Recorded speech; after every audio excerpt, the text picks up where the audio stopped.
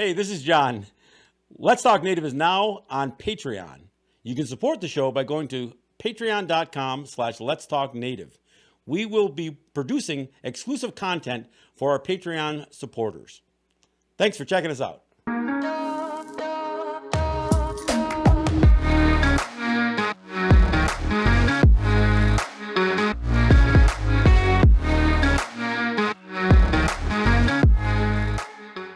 Let's Talk Native is produced at the LTN Studios on the Cattaraugus territory of the Seneca Nation. We break all the rules for Native media by peeling back the layers of assimilation and indoctrination. No prayers, no buffalo speeches, and no spirituality shows. While this podcast does not provide a path to spiritual enlightenment, we do take a tough look at history, oppression, and our survival. But the real goal here is to bring our people together by breaking down what separates us. So, welcome to Let's Talk Native with John Kane. Say hello, welcome to the program. Sunday night, we hear that the Cleveland Major League Baseball team is dropping its name that they've had since like 1915 or something like that. So I'm going back quite a ways. And it's kind of interesting. I just went back to my old high school last week on Thursday to speak in front of the Board of Education about their mascot, which ironically or coincidentally is the Indians as well. And just to have this debate about using this word, the appropriateness of it and the whole appropriation issue, and to have this debate at a high school level when professional teams that have a lot more, at stake, a lot more interest in keeping these names, they are all of a sudden becoming more, and I want to be careful here, more responsible, socially responsible than many of these high schools are. I mean, it's kind of interesting. Now, don't get me wrong. Whether you're talking about the Washington football team or the Cleveland baseball team, they aren't making this decision because they all of a sudden got consciences. I mean, they're doing this because of financial interest. And the response that sponsors and other financial interests in these teams, what they're responding to is the call to social justice in the wake of the George Floyd murder, the Breonna Taylor murder. I mean, so many of the things that have been demonstrated in terms of racial equity problems in the United States. That's what these are responses to. I mean, we haven't seen this level of impact on things like this in decades. And look, the issue50 the Cleveland baseball team's name is something that's been going on forever. I mean, it's been going on for 50 years. Same with the Washington football team. And to a large extent, these teams have dug in on this thing. Although I will say that Cleveland over the last year has moved away. They've at least acknowledged that their logo was not just cartoonish but buffoonish, and they began to move away from that, and they started concentrating more on the C as a part of their uniform and their hat rather than their Chief Wahoo logo and that kind of stuff. But really, this has been a hard issue to push. And part of the issue is because people become so emotionally attached to these things. And look, I'm seeing this in high school battles, seeing it even play out even in some of the college issues. There are still people out in Champaign, Illinois, fighting like hell to keep their Chief Illinois mascot relevant at the University of Illinois. I mean, it's gone. It's done. It's behind you. And yet there are people that still insist.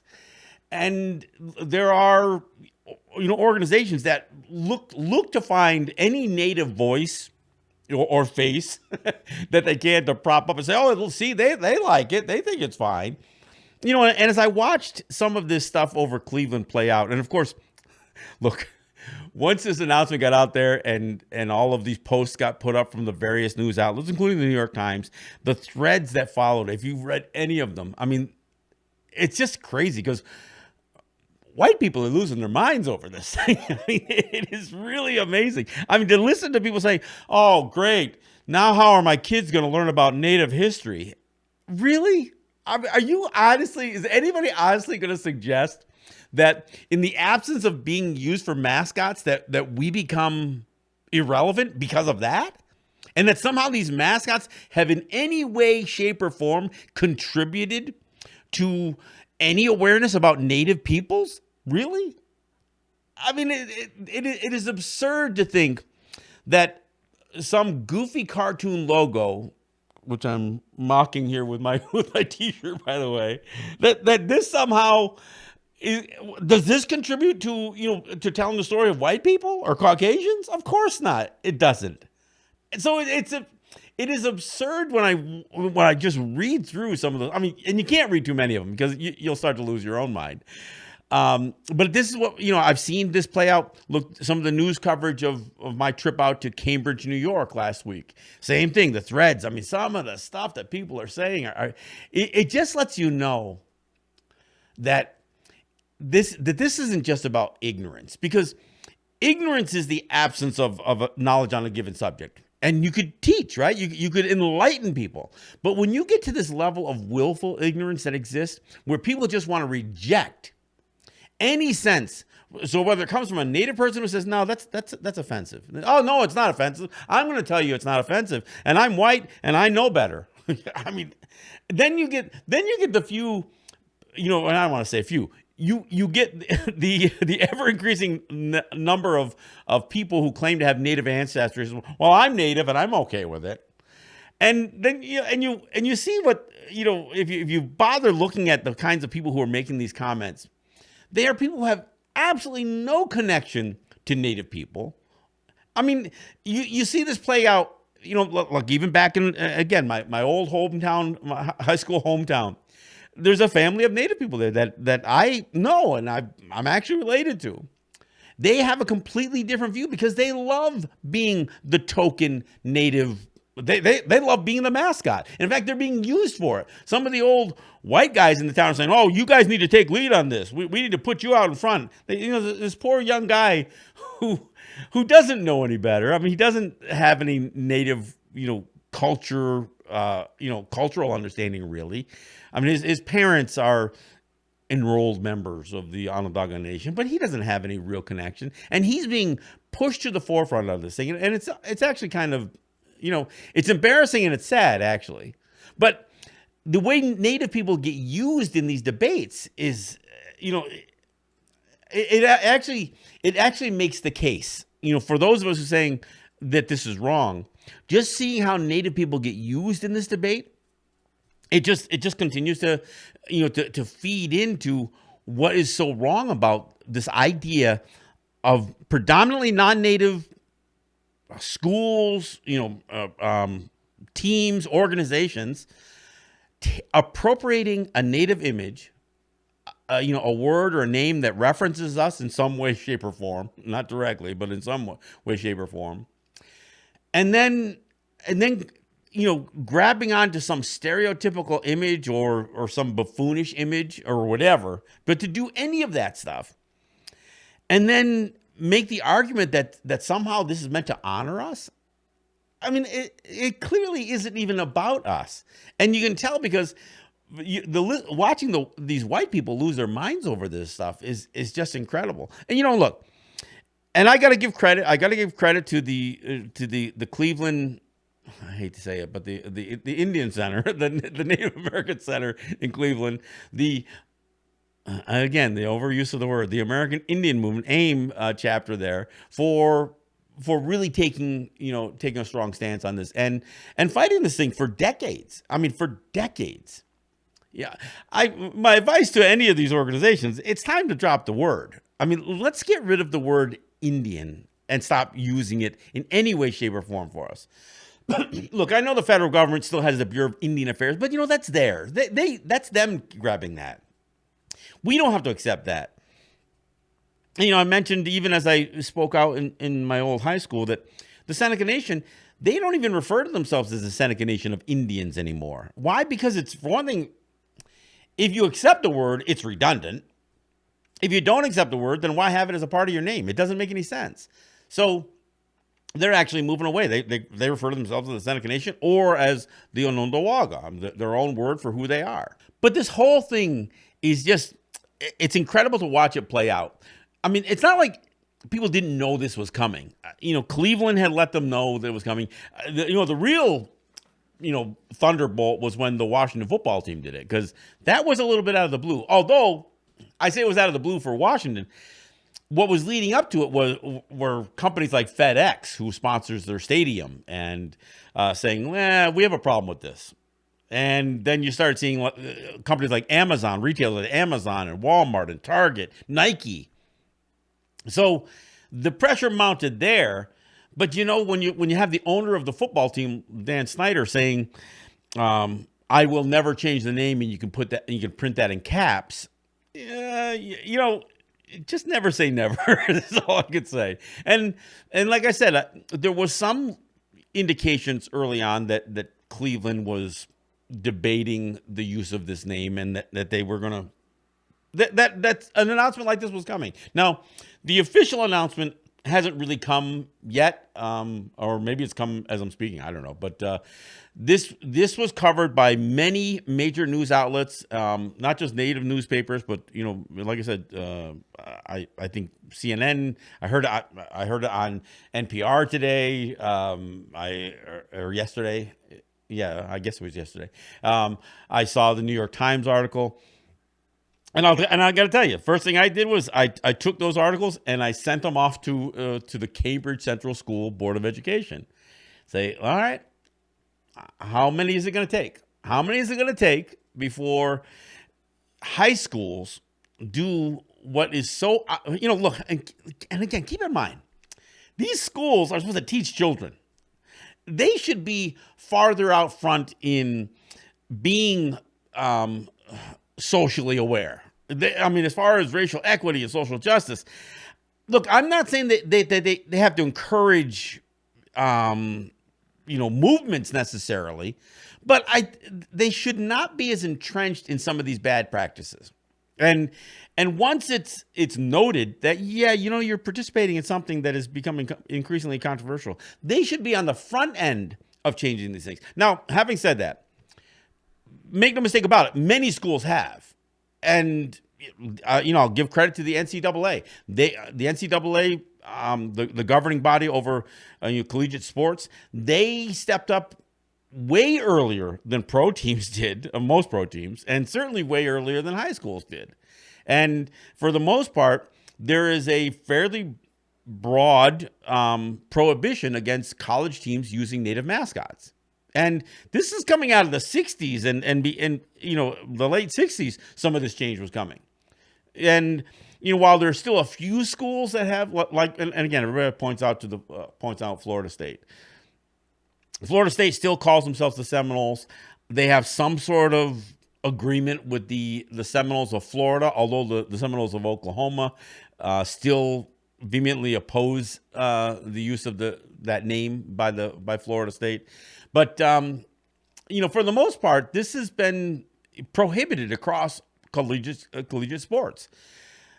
But high schools, there's still something like 2,200, over 2,000 high schools in the United States that have native mascots. And, some of them are have really high concentrations. And I do have to say, I still do give a bit of a pass to native schools that have, that are on native territory that use some of these names. I'm not crazy about it, especially the ones that still use things like redskin, or savage, or any of these words that seem really inappropriate. And I wish they would change. But, I kind of take it to some extent like the use of the N-word by black people. Look, if they want to own that word and take ownership of it and then use it, whether it's in song or hip hop or whatever, or in their own vernacular, that's entirely up to them. And I'm not going to condemn somebody for doing that. I mean, it seems almost inappropriate for anybody who's not of that group to condemn somebody's use of a word. But again, as a Native person, I would just assume not have Native people be used as mascots, even by that'd be my choice. But when it comes to non-Native organizations, like pro teams that are certainly not owned by Native people, although I think there's a couple of lacrosse teams that may be. But as far as these major professional teams, football, baseball, basketball, no, you should not be using Native people for your mascots. I mean, and that's, I don't think that's even a debate anymore, or certainly shouldn't be. But the fact that we still have high schools that struggle with this stuff, and here's the difference. Look, a professional team can respond to financial interests. I mean, and they can make that, and regardless of their fans, and their fans could raise hell and that kind of stuff, but their fans aren't gonna bail on them because they changed their name. They really aren't. And the fans don't have any direct input. They aren't going to, vote off some sort of, board of directors or the CEO out of office. I mean, they're not, there's a couple of teams I think that have some stake in the teams. I think like Green Bay or something like that, I guess. I don't know. But no, I mean, the fans don't have any say in it. See, the difference with high schools is that the decision to eliminate or retire a Native mascot falls on the boards of education of a school. Now, they are elected by the township, by the people in that school district.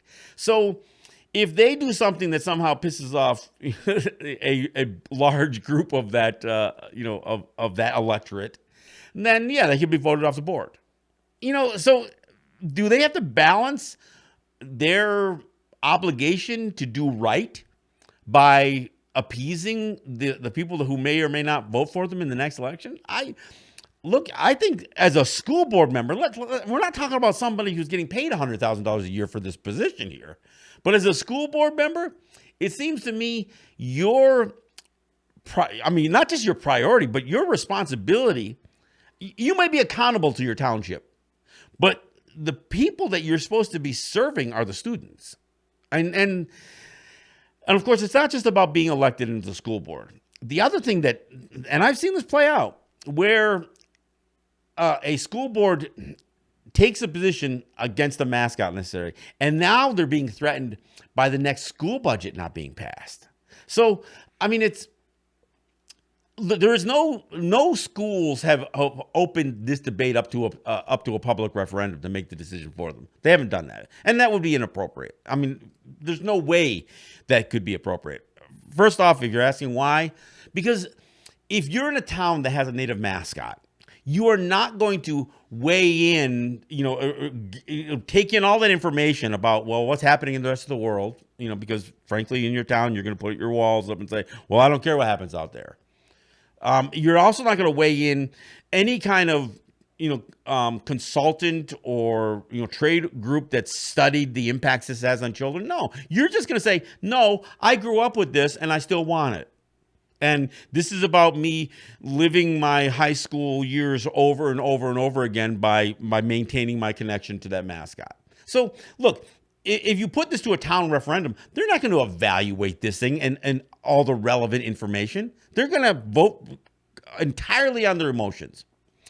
The school board, however, they do have a responsibility. They have a responsibility to bring in the information, to assess that information, and by all means, know how your township feels about it.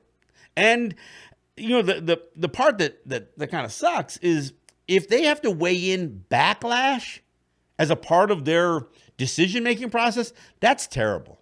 If you've got to weigh in the backlash that you're going to feel when it comes to school budget votes, or your tenure on the board, I guess, well, that's unfortunate, because the people who put you into those positions should have put you in those positions because you do have the ability to gather information and make relevant decisions based on the information that's been gathered. And if you do that and then you get punished for it, well, then that says something more about your town, I guess. So, but again, I understand the difference, and the resistance that some of these high schools have has to do with this sentiment that some of the usually the loudest voices in the community put out there. And look, I remember when we were battling this thing in Lancaster, there were a couple of old cheerleaders who literally got on Fox News. And I don't mean the local Fox affiliate. They were on Fox National. I mean, and they were on there, again, with the same old, sound bites. Oh yeah, this is political correctness run amok, and cancel culture wasn't one of the words, these expressions they threw up back there. But they throw up all this same old stuff that this is just political correctness run amok, and that the whole thing with calling anybody who opposes this snowflakes, or whatever the whatever the familiar language is that people put forward anytime somebody suggests that there should be an adjustment, and that, look, these things were always wrong. But the fact that they were socially acceptable in the 50s or the 60s or the 70s doesn't mean that they should be a permanent part of the American fabric. At some point, somebody says, you know what? This is really wrong. We shouldn't do this anymore. And that's what you're seeing. I mean, that's why the Washington football team has had to change its name.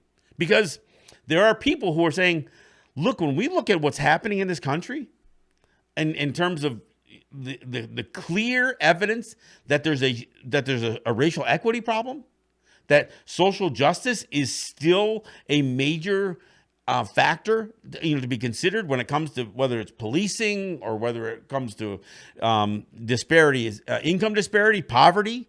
Look, even this pandemic, it demonstrates itself that people of color are not only getting infected at a higher rate, but their mortality rate is higher. And it's not because people of color are genetically inferior. It isn't that. You white people who might be thinking that, just put that away. That's not true.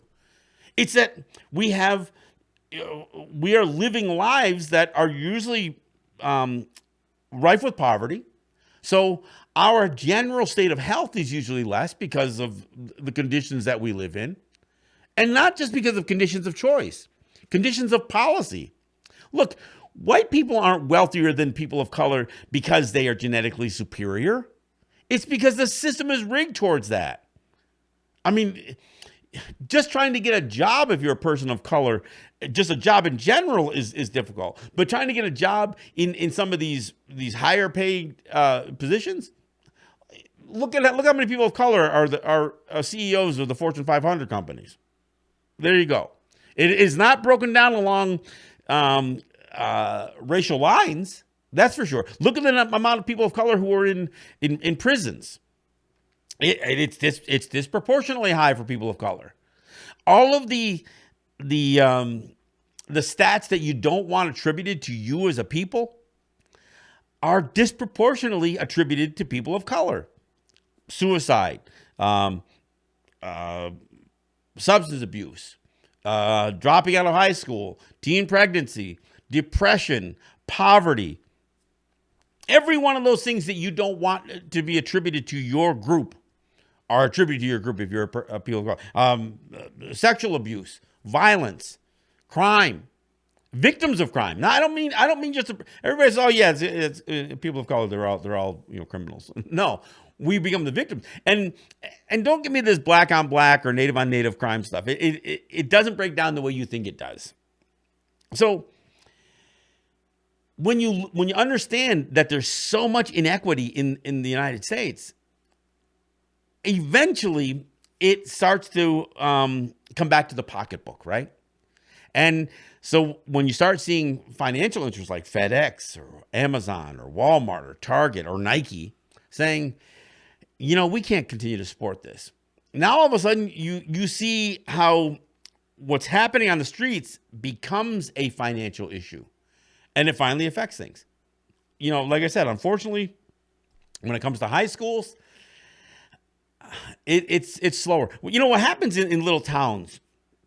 You have a certain class of the people in a village, and especially in these rural areas, who never leave. And there's nothing wrong with that. There's nothing wrong with growing up in a community and living your whole life there. The problem is if you don't have much diversity in that community, you are not very aware of what the rest of the world thinks, or you don't care what the rest of the world thinks.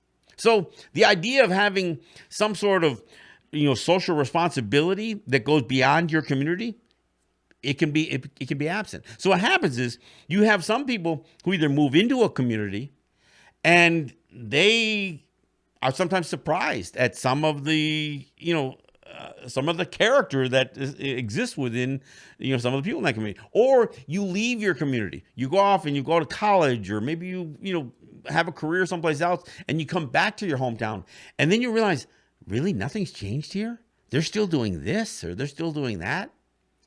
And so this is where the tension starts to exist within some of these communities. And that tension oftentimes does bring about change. Look, when I went out to Cambridge Central School in Cambridge, New York, which is out on the eastern part of the state, I went out there fully expecting that I was going to, just piss off everybody.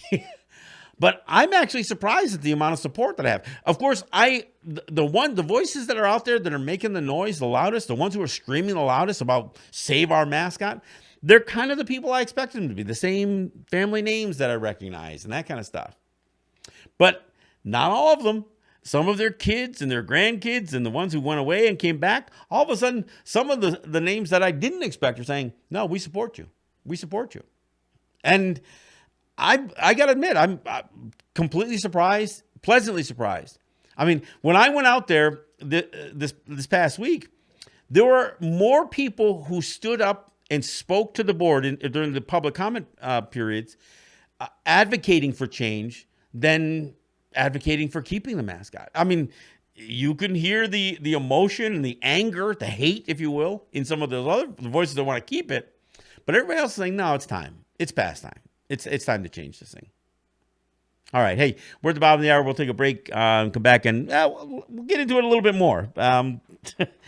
I still got to get back to addressing this sense that people think that taking this away is erasing history. We'll talk about that when we come back. This is John Gain. This is Let's Talk Native.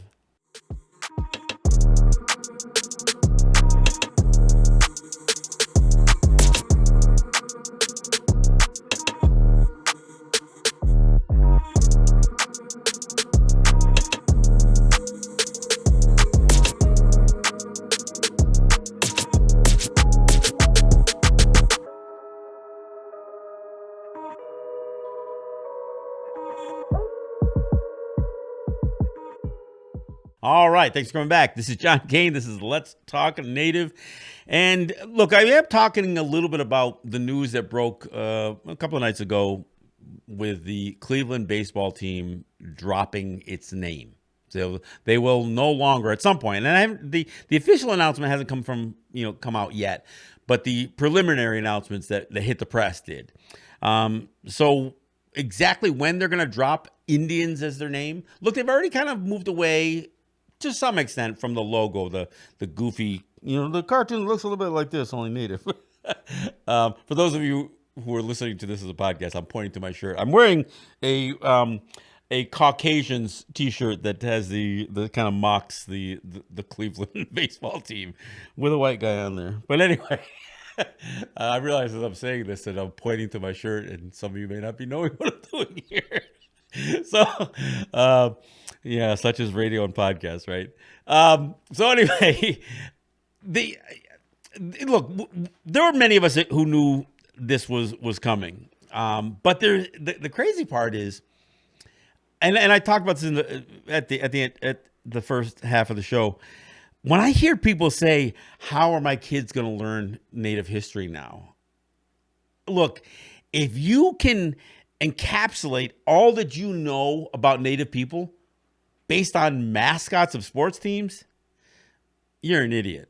I'm just going to say, then you are the most uninformed people on the planet, because those mascots have nothing. I even heard somebody say, well, uh, what happens when the Blackhawks, how are the Blackhawk Indians going to, be remembered? There are no Blackhawk Indians. I mean, this is the ignorance.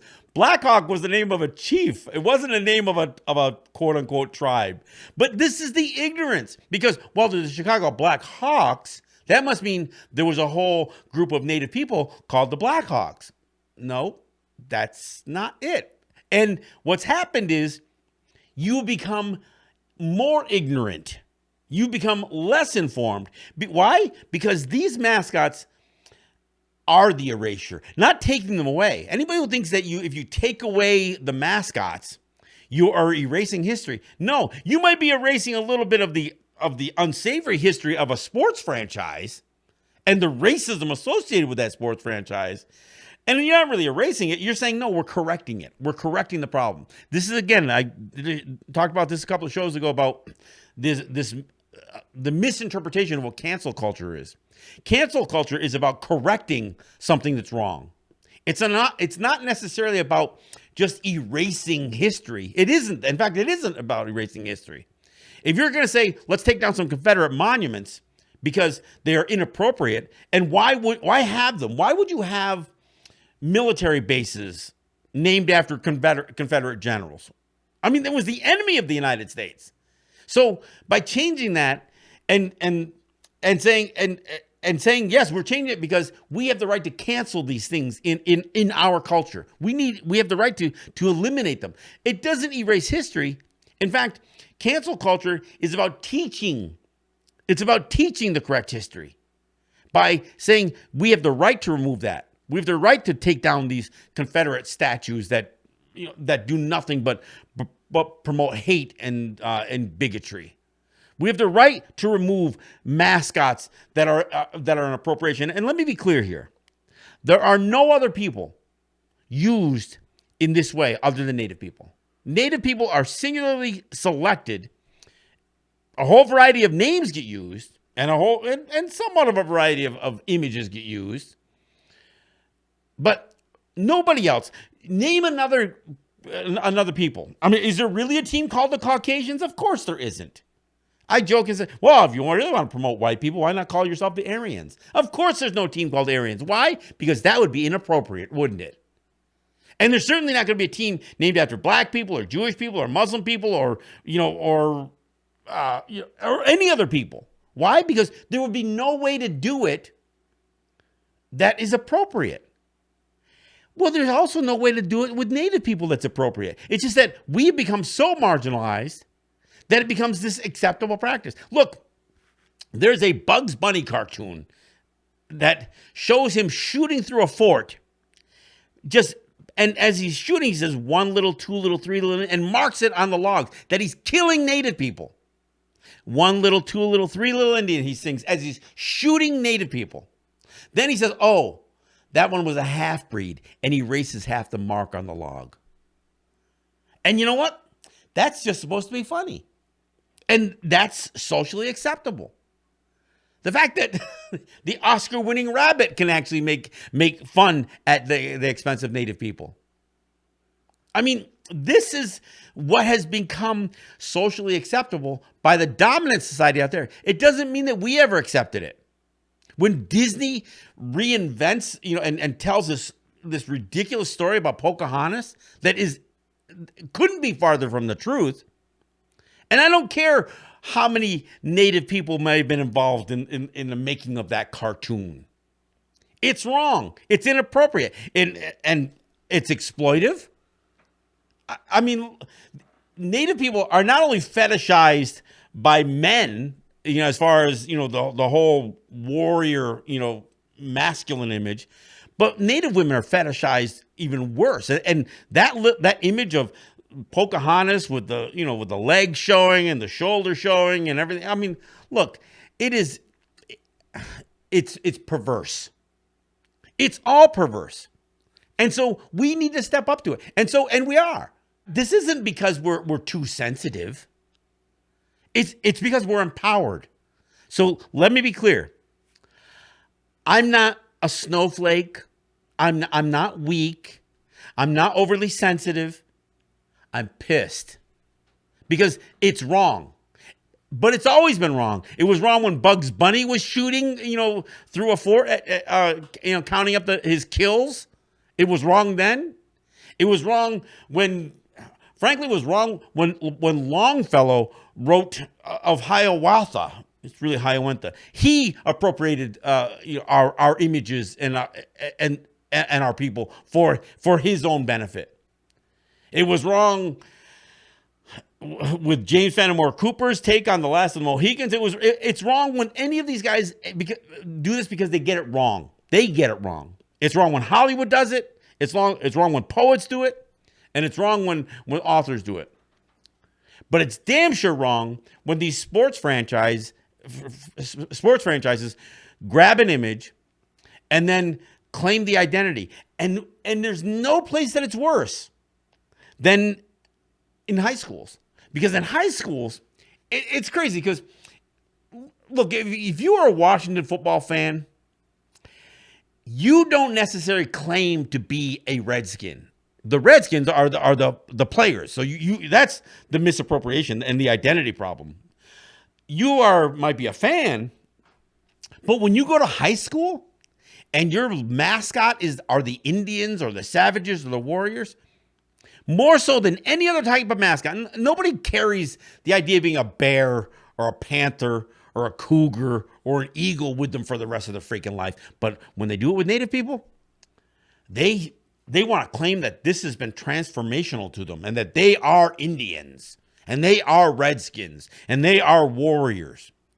They're not. But that's what happens with this thing.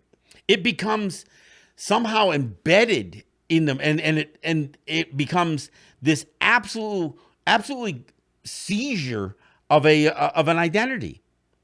And to be clear, when I hear people say, "Well, it'd be wrong if we steal that Indian logo away from them," the only theft that has taken place here was the theft that was involved with them claiming that identity in the first place. I've said it before, and I'll say it again. At the same time that sports franchises, colleges, and high schools were claiming these names for their teams, and it's almost always more geared towards the sports, but claiming it for their teams, Native kids were being whisked away from their homes, literally kidnapped, taken out of their homes, sometimes sent hundreds or thousands of miles away to these Indian boarding schools, these residential boarding schools on the U.S. and the Canadian side, and they existed for 100 freaking years, from the mid 1800s all the way to the 1960s, 1970s in the U.S. and Canada. 1990, I think, is the last one that was closed down on the Canadian side. And those kids were forbidden to hang on to their Native identity. They were beaten. They were punished. They were killed for trying to remain Native, because the whole purpose of those schools was forced assimilation. Look, I'm not just talking about coercion or convincing or some sort of just gentle psyops to brainwash kids into no longer having a Native identity. No, it was kill the Indian, save the man.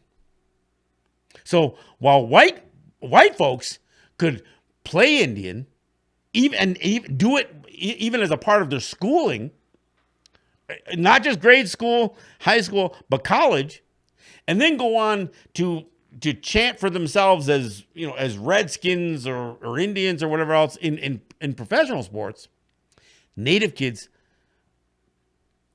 were literally being broken in schools, having that connection to their culture broken, severed.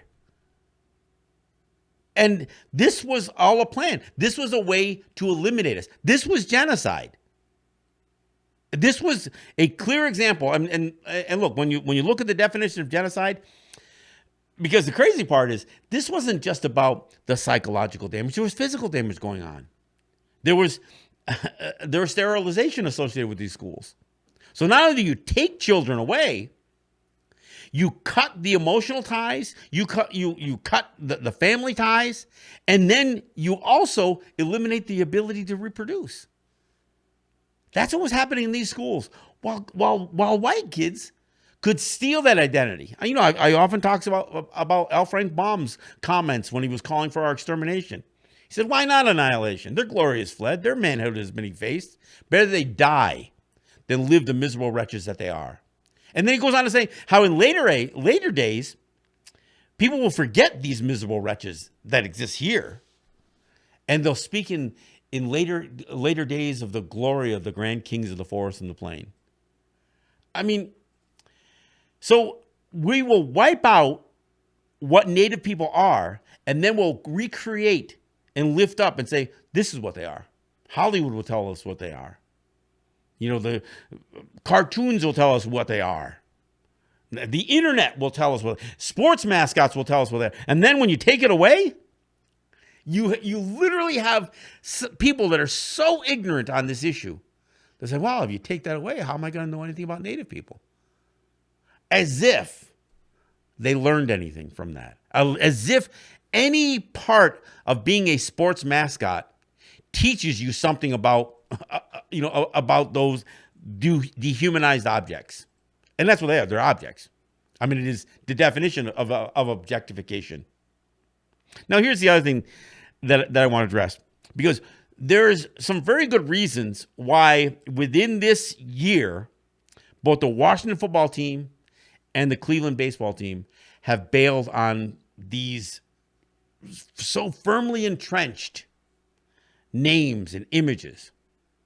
There are two major factors contributing to this thing. One is the Black Lives Matter movement, the call for social justice, that whole racial equity pressure that's been put on.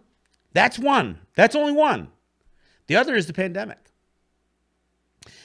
The pandemic is not a reason not to change this. I know I just threw a lot of negatives in there.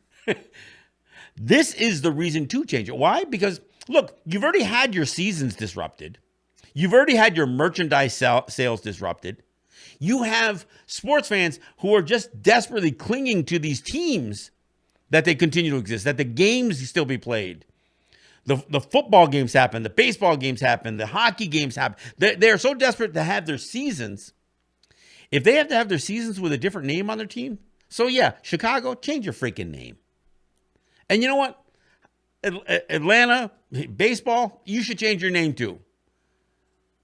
So part of the reason that, and again, the two that have always grabbed the most attention has been the Washington football team, because their name was a clear racial slur, and the Cleveland baseball team for two reasons. One, the word is inappropriate. It's a misnomer. It's a mistake by Christopher Columbus 5 centuries ago.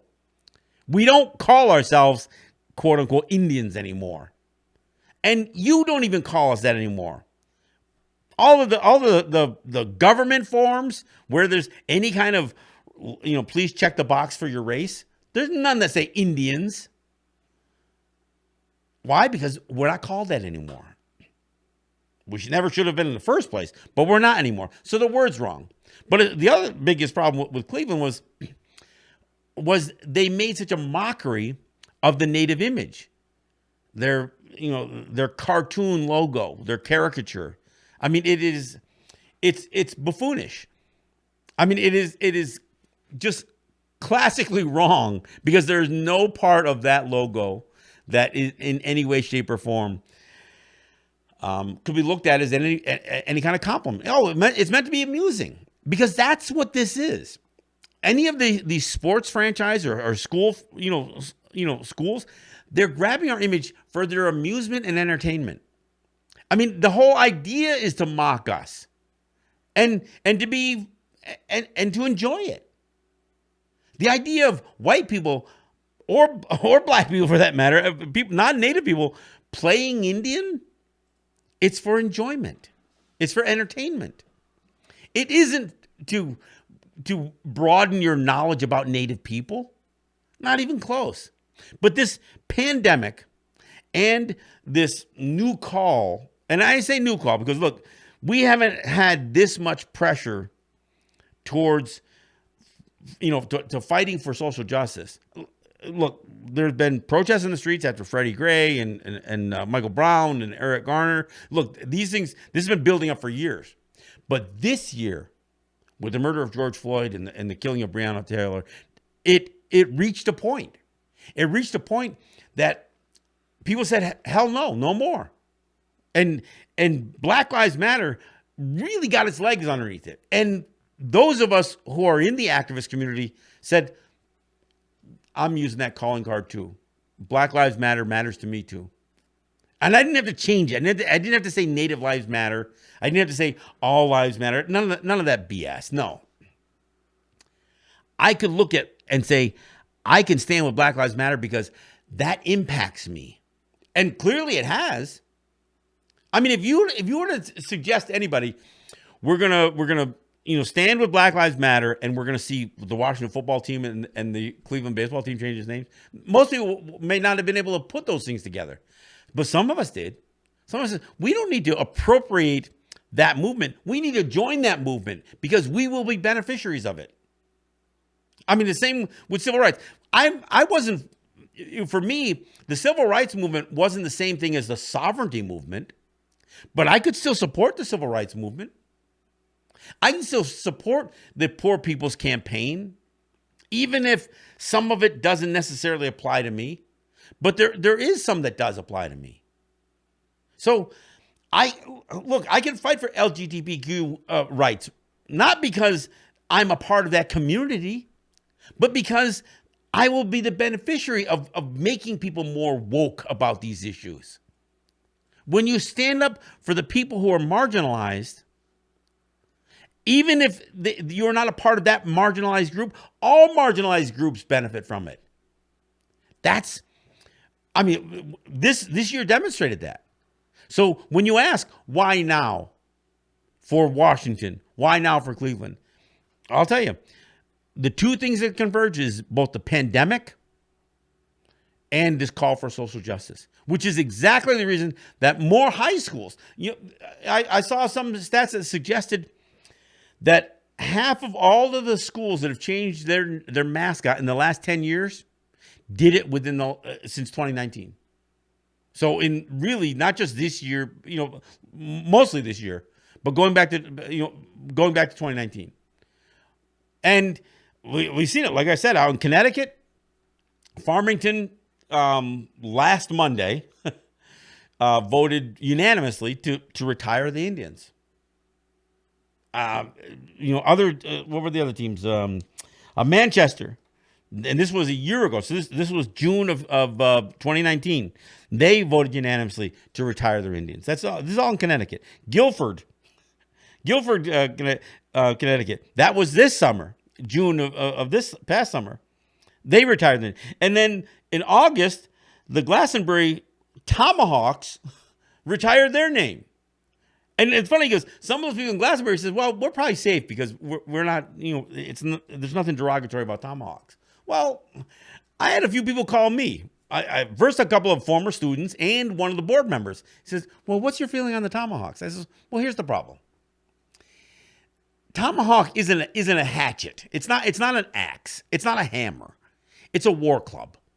So if you're going to use a symbol of the violence or even, defense, whatever it is, it's still violence, of native violence as your mascot, that's problematic because who's wielding that tomahawk?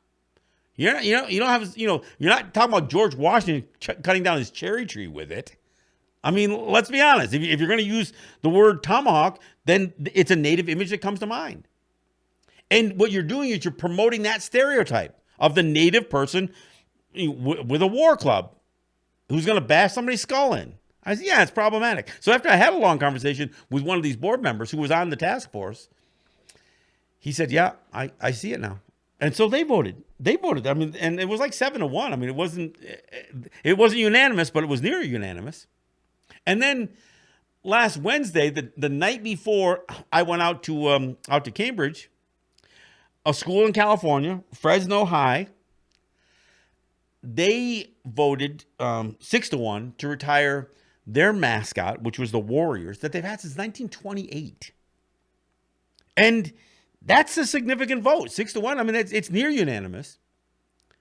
But this has been a debate that's been going on. So that's just me giving you some background on a few schools. I mean, there's many more that have changed since then. And of course, the Washington football team and the Cleveland baseball team. It is significant. Now, look, and I hear it all the time. Oh, why are you fighting this issue? There's so many more important issues. This is the only thing that we're debating. But I got to tell you, don't tell me that trying to stop another generation of white people, you're talking about every year another graduating class of kids grows up with this idea that stereotyping of people is okay. Appropriating their culture is okay. Mocking them is okay. As we fight issues, we need non-native allies on our side. How the hell are we going to grab non-native allies if they're still looking at us as if we were these relics of the past? That we were just a period of history that has gone by. If, this idea of being those miserable wretches, as Mom called us, that we were annihilated. I mean, the myths that are associated with Native people. So when people say, oh yeah, if I don't have these mascots, I won't know anything about them. You don't know anything about us anyway. And again, go back to my old high school. They never once gave any additional background or education or classes or shared any additional knowledge on the Native people from the Cambridge area. They don't even know who they were. So when they say Indians, you say, what kind of Indians are you talking about? They couldn't even tell you. They can't tell you, is it Mohican? Is it Mohawk? Pequot? Huron? They can't tell you that. Why? Because they don't even really care. And when you look at the logo that they use, which is another stereotypical logo, it used to be one of the Plains Indian headdresses back till about 20 years ago. Then they switched it to another stereotypical image that is essentially used by dozens of other schools. And that same image is passed off as Seneca, it's passed off as Mohawk, it's passed off as Mohican, it's passed off as any one of the so-called woodland native peoples up and down the East Coast. So who does it represent? They can't even tell you that. Why? Because they don't care. Because they don't care about Native history. They care about grabbing onto an identity that they created, just like the logo they created, just like the word that they created. That's how minimal and how little respect Native people actually get from these places that claim that they call themselves Indians or warriors or Redskins to honor us. You don't honor us. You don't care enough to even know who the Native people were that lived there, that were displaced by you. And honestly, if you really did the study, if you really checked out the history and knew what Native people experienced, would you really want a people who were the victims of genocide to be your mascot? Really? Would you? Would you? So I want to give my props to all those people who've been on the front lines fighting this thing in Cleveland and Washington and every place else. The change is happening. The change is coming. And maybe, just maybe, we can finally wipe out those stereotypical images, those myths, those lies, those ridiculous cartoons and caricatures. And maybe we can teach some people some real history. Maybe we can let people know we're still here. And we're not a buck-toothed cartoon on the front of a baseball cap. We're not, these clip art images that you've had on your football helmets and your T-shirts. No, we're real, and we're here, and we're going to continue to be here. Thanks for listening. I'm John Kane. This is Let's Talk Native. Yahweh. We will not follow you want us. We learning the laws you throwing upon us. You throw us in water, we notice piranhas. The people they needing a leader, just know that I'm on it. I'm honest in everything that I do. Every word that I write is true. The people that get it, they know that the picture is bigger. So pull up a seat and you listen. You putting your fist in the air. You know the resistance is here. You'll hear us off in the distance. We are the kids that you dismissed. We are the targets you just missed. We are descendants of healers and chiefs. Just know that our struggles are brief. Just know that we one and the same? I'm from the prairies, the plains. I'll go my hair out until I can braid it again. I'm no longer ashamed. I promised our people our hardships will not go in vain. You're hearing my voice in a melody, carry the pain. I do not do this for money or fame. I just wanna be me. I just wanna feel free. Is that too much that we ask? Look to the future but learn from the past. I know that sometimes we clash, and it's just life. Chances ain't handed out twice. A man of my word and a man of advice. I just wanna feel free. We just wanna live.